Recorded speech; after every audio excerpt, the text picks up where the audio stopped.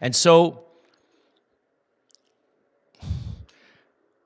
I've been given so much through that baptism. And as Luke reminds us, to whom much is entrusted, much is expected. So how do we as business leaders, how do we as community leaders, church leaders, school leaders, family leaders, how do we respond to such a thing when we realize that we actually come from a noble birth? Well, one of my first jobs out of college, my very first job, was with Anheuser-Busch in Chicago. And I had a manager there, a guy named Mike Allaire. Now, Mike was right out of central casting for mid-level managers. He was a little bit thick around the middle. He was a little bit balding, but a great guy. And a guy who taught me a lot without even knowing it, because I watched him.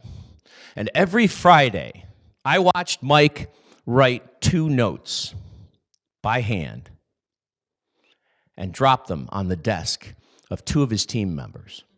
He had about 40 guys working for him.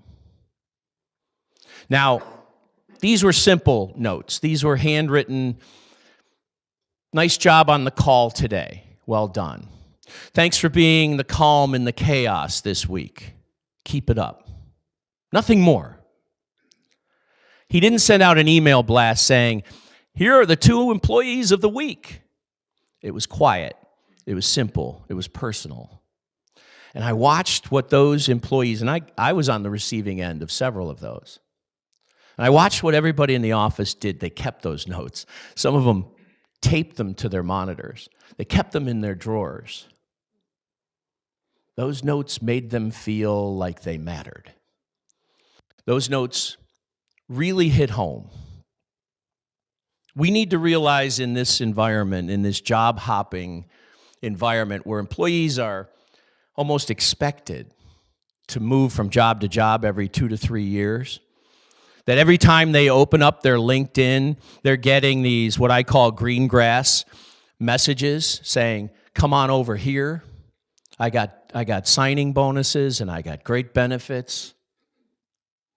In this environment, we're losing people every day, and when we lose people, we lose capital. We lose real capital. And the answer to all of this is generous leadership. The poet Maya Angelou once said, people will forget what you did for them. People will forget what you said to them.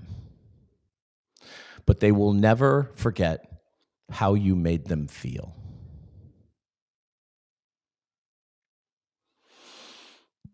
I do not know the names of the people on that shuttle bus. I don't know the names of that girl and her mother or that driver. I will never know how it turned out for her. I hope she graduated with honors.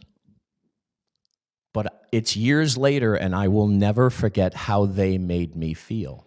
We all looked up from our devices that day. We looked up from our cynical nature. And we looked into each other's eyes and souls, and we simply connected. We didn't write each other big checks. We didn't give each other fancy gifts.